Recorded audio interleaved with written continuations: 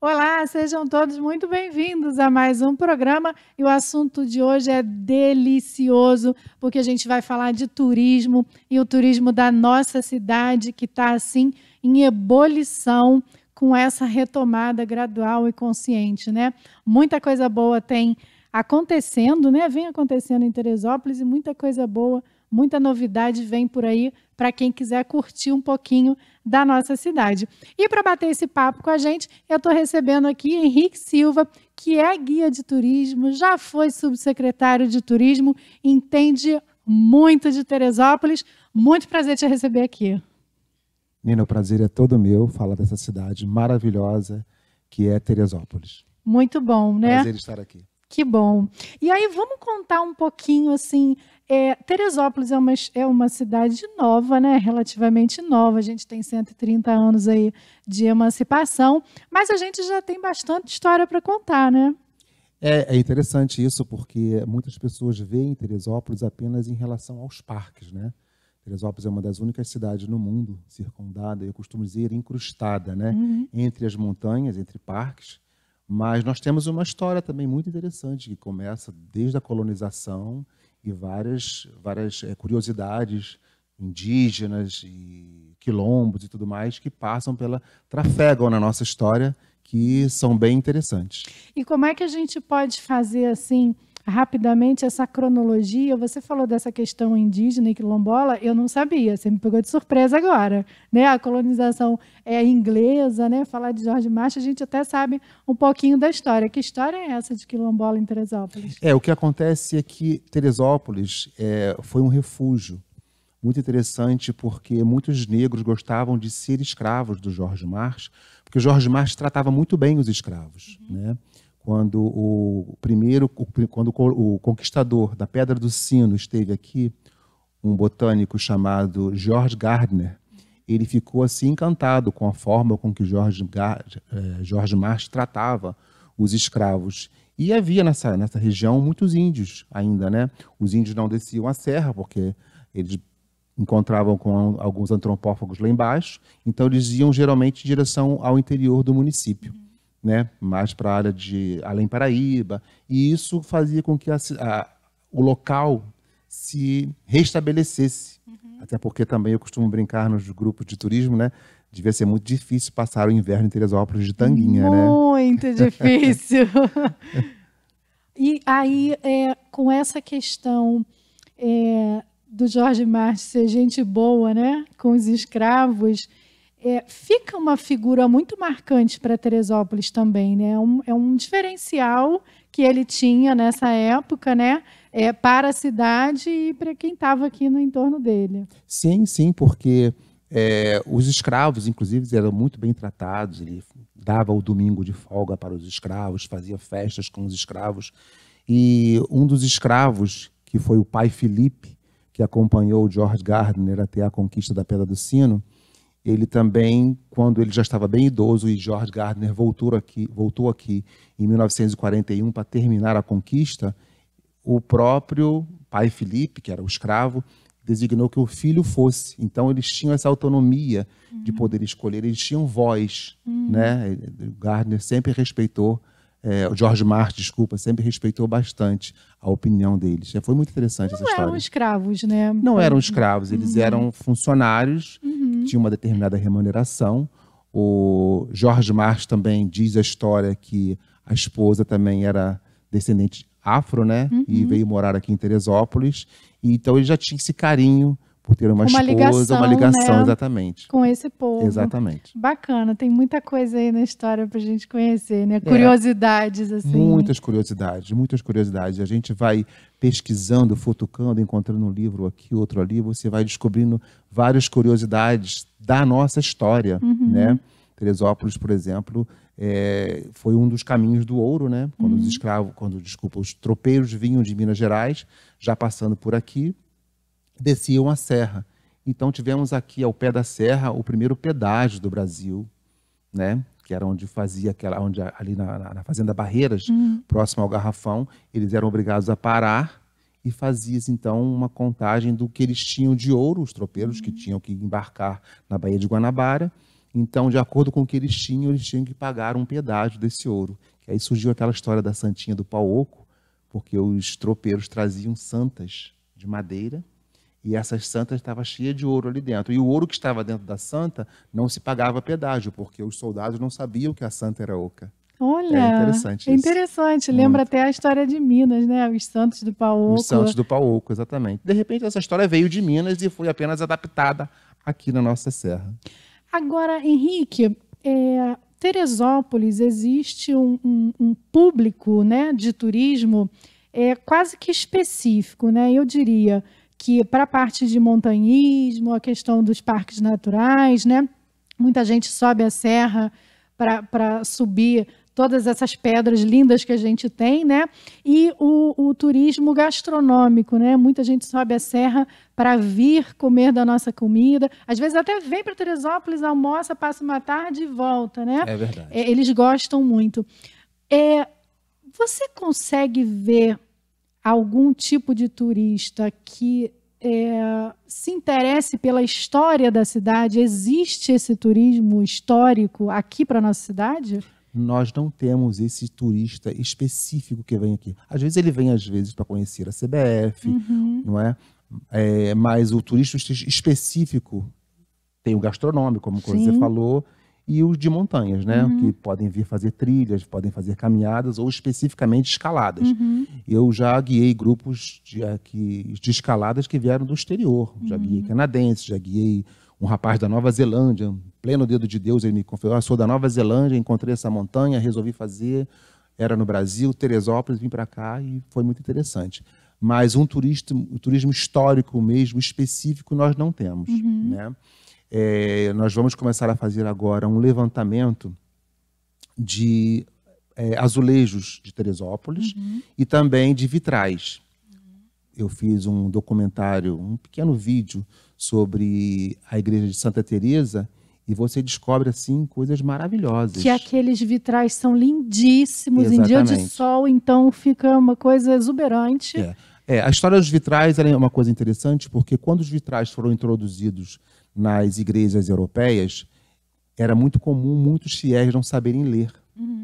Então, quando você entra na igreja, você vê uma ilustração. Uma história contada, né? Exatamente, como uma história em quadrinhos, vamos dizer assim, nos vitrais. Então, as pessoas não sabiam ler a Bíblia, mas faziam uma interpretação pelos desenhos. Então, isso se propagou para todas as igrejas, e o mesmo acontece com a nossa igreja de Santa Teresa d'Ávila.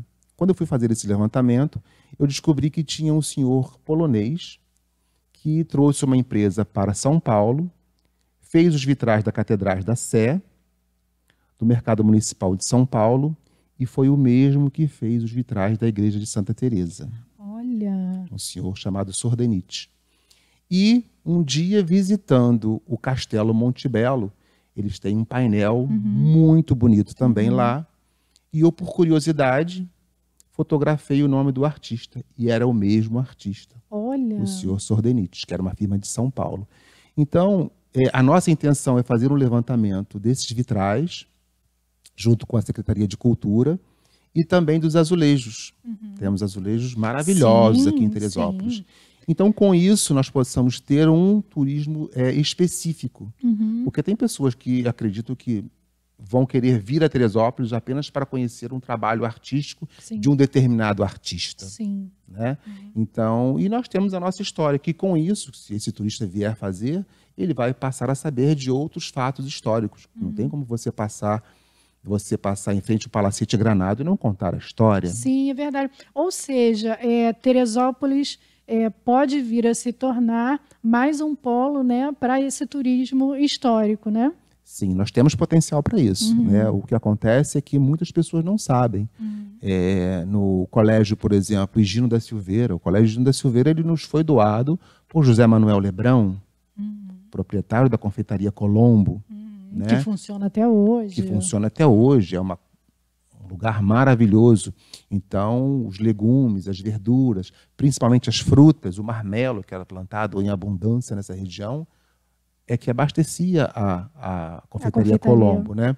Então, quando você passa ali em frente, não tem como você passar em branco. Não tem como você não ressaltar que um dos artistas que fez vários painéis interessantes dentro do Teatro Municipal, o Eliseu Visconti, tinha casa aqui em Teresópolis e pintou o Colégio Gino da Silveira. Então, quando você passa isso para a população, passa isso para as pessoas pensam, opa, a nossa cidade também tem uma grama tão verde quanto as outras cidades ao redor. Sim, você tocou numa questão muito interessante, que é a população de Teresópolis, né? Que muitas das vezes não dá o devido valor que a cidade merece, né? Sai daqui para passear em outros locais, sem ao menos conhecer o próprio quintal, né? Verdade. Vamos dizer assim. Verdade, verdade. Eu tive a oportunidade de morar fora do país e uma vez, a primeira vez que eu despertei para isso, eu estava em Nova York e naquela mesma semana eu fui à Estátua da Liberdade 2 vezes. A primeira vez eu fui por curiosidade, como turista, e a segunda eu fui para levar uma amiga que estava chegando. Quando eu estava lá, eu pensei, eu nunca fui ao Cristo Redentor. Olha. Então, aquilo ali me despertou. Eu falei assim, não, quando eu voltar para o Brasil, eu tenho que ir ao Cristo Redentor. Eu preciso fazer isso. E é muito comum aqui em Teresópolis você ter pessoas aqui que nunca foram ao Parque Nacional. Sim. Aí, às vezes, ela pensa, eu vou no Yellowstone, Yosemite, ou qualquer outro parque, né? Parque Nacional da Tijuca. Mas você já foi ao Parque Nacional da Serra dos Órgãos? Você já foi ao Parque Estadual dos Três Picos? A Pedra da Tartaruga? Então, você tem que conhecer o teu quintal, porque eu acredito que você possa turistar em qualquer lugar do mundo. Verdade. Tá?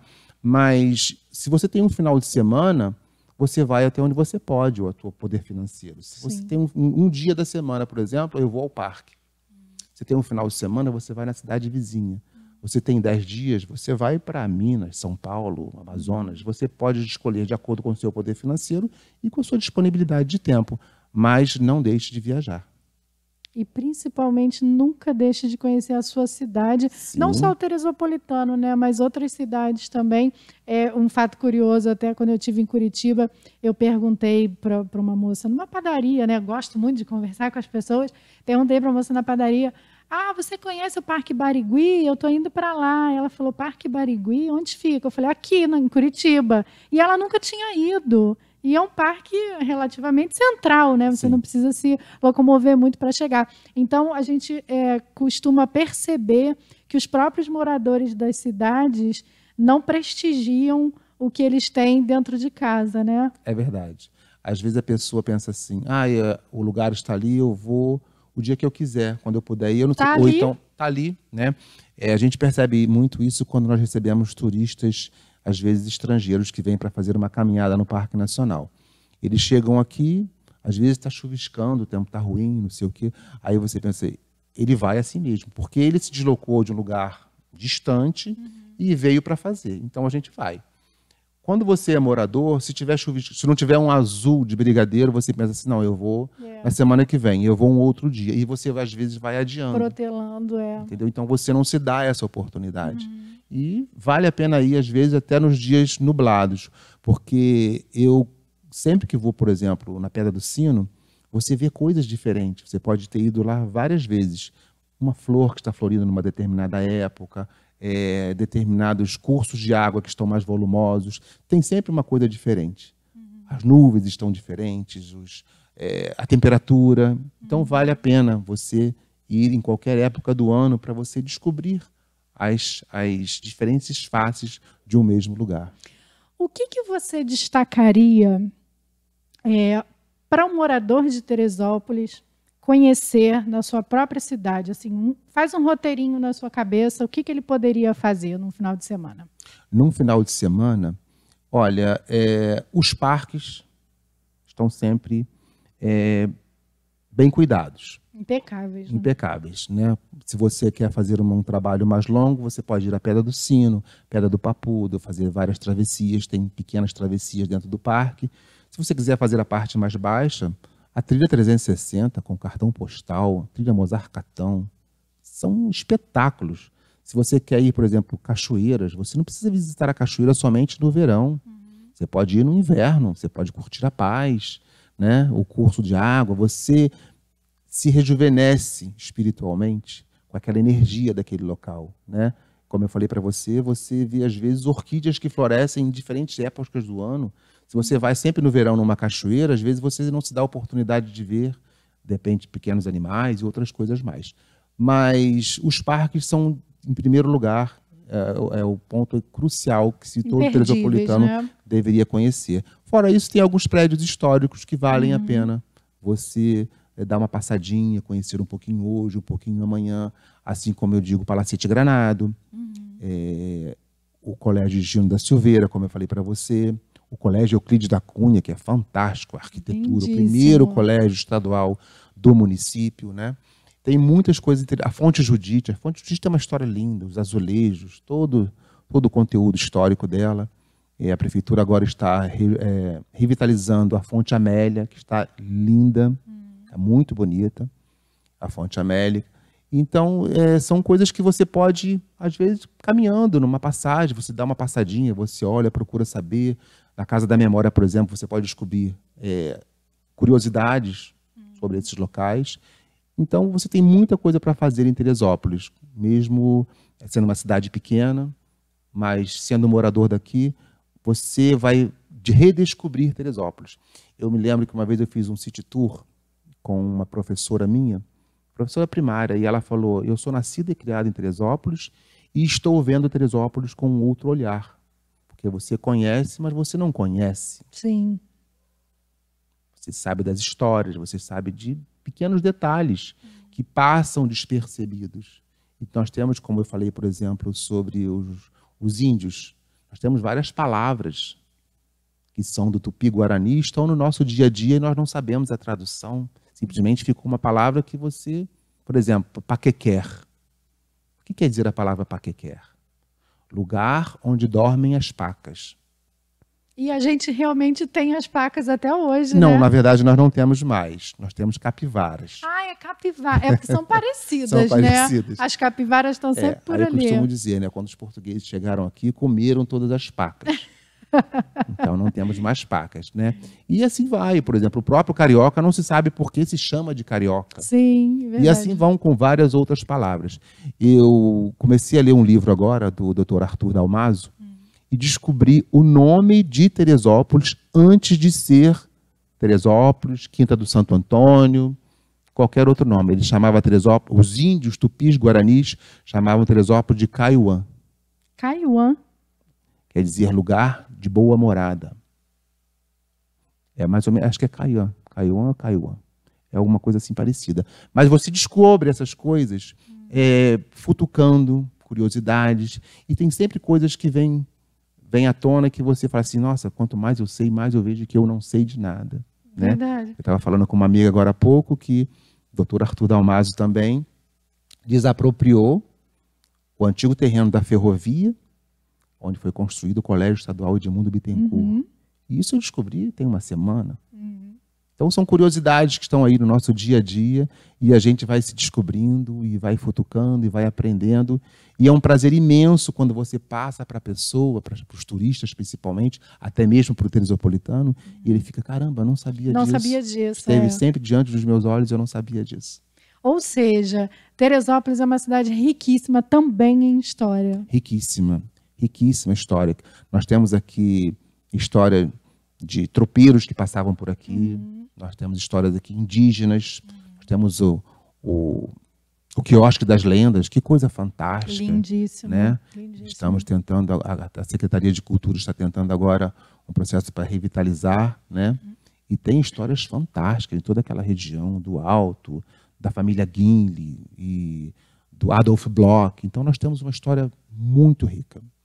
E que, na verdade, até ajuda o turismo a se desenvolver também, à medida que você pode criar esses roteiros históricos, né? Se a gente pode chamar dessa forma. Sim, porque você desperta a curiosidade de todo tipo de público. Porque nós já temos o jovem, que geralmente é o que vem fazer o montaísmo escalada. Temos as pessoas que, pode ser jovem, terceira idade, qualquer idade, que vem pela gastronomia, que também tem uma história, que foram muitos legumes e verduras introduzidos pelos ingleses, né? E nós temos os nossos prédios históricos que você vai enriquecendo cada vez mais todos esses roteiros. E o que está despertando com muita força já estamos trabalhando há algum tempo, é o roteiro rural. Inclusive, a Juliana esteve aqui com você. Sim. O roteiro rural também maravilhoso, está... imperdível. Imperdível. Tem para todo mundo. Tem para todo mundo. Venham para Teresópolis. Venham para Teresópolis. Inclusive, quando nós fazemos caminhadas, eu geralmente gosto de fazer caminhada ou noite de lua cheia, acampar, né? Noite de lua cheia ou sem lua. Porque quando você está nas montanhas acampado e você tem aquela Via Láctea sobre a sua cabeça e você consegue ver determinadas estrelas, determinados planetas, porque às vezes o leigo ele não sabe o que é um planeta ou o que é uma estrela. Uhum. Então, quando você começa a despertar, você começa a criar essa percepção de horários, que lua que nós estamos hoje, que hora que o sol vai nascer, você tem que estar em contato com a natureza. E a natureza é o que te dá a maior força espiritualmente para viver nesses dias conturbados que nós temos de viver. Ai, verdade. Então eu vou te fazer um convite para você olhar para aquela câmera ali e fazer um convite para todo mundo que estiver nos assistindo aqui no Japão, nos Estados Unidos, em São Paulo, seja lá onde for, para vir conhecer Teresópolis. Olha, a minha opinião é até suspeita, porque eu amo essa cidade, sou nascido e criado aqui, aprendi a valorizar mais Teresópolis depois que voltei de ter morado do exterior, e eu falei, nós temos uma cidade maravilhosa. Então, eu costumo dizer para todo mundo, se você mora em Teresópolis, redescubra Teresópolis. Se você não conhece Teresópolis, venha conhecer Teresópolis, uma das cidades mais seguras desse país, uma gastronomia fantástica e uma única cidade que eu conheço no mundo, se alguém souber, por favor, me esclareça, incrustada entre 3 unidades de conservação. Verdade. Um parque nacional, um parque estadual e um parque municipal. Então, você tem de tudo o melhor. E esse friozinho gostoso, aquele calorzinho gostoso também no verão, você pode curtir as cachoeiras. Então, é uma cidade para você curtir o ano inteiro. Venha para Teresópolis que você, de uma certa forma, será sempre bem acolhido pelo teresopolitano, pelos guias de turismo, os próprios turistas que vêm para cá, eles já dão aquela acalmada, porque aqui é mais calmo. Então, é contagiante isso. Então, venha para Teresópolis. Só não venha para Teresópolis de regime, porque a gastronomia aqui é maravilhosa. Impossível. Se tiver de regime, já era. É verdade. Muito bom. Henrique, o nosso tempo assim voa, né? Mas eu já te convido aqui para uma próxima oportunidade para a gente falar um pouquinho mais de Teresópolis, né? Contar um pouquinho mais dessa história e de todos esses roteiros que vêm sendo criados aqui, tanto para os turistas quanto para os próprios moradores, né? Já está convidadíssimo. Sempre um prazer. Eu falei outro dia isso. Falar sobre o que se gosta, a gente sempre fala com carinho, com amor. A gente tem que procurar as palavras certas, porque a gente sempre fala com carinho, né? E Teresópolis é uma cidade maravilhosa. Não pense você que você vai ter uma coisa muito melhor lá fora, porque você já tem aqui. Você só tem que descobrir Teresópolis. Valorizar. Exatamente. Obrigada, Henrique. E até a próxima. Obrigada a você, Nina. Foi um prazer imenso. Que bom. É isso aí, gente, tá vendo? Vamos valorizar um pouquinho a nossa cidade e para você que esteja nos assistindo, seja lá onde você estiver, né? Venha curtir um pouquinho de Teresópolis no inverno, no verão, a hora que você quiser. A gente vai estar aqui de braços abertos para te receber com todo carinho.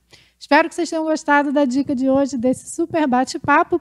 Vou ficando por aqui. Lembrando, não deixe de nos seguir nas nossas redes sociais, Facebook, Instagram e o nosso canal no YouTube, onde você encontra toda a programação da Diário TV disponível para você a qualquer hora, em qualquer lugar. Super beijo e até a próxima!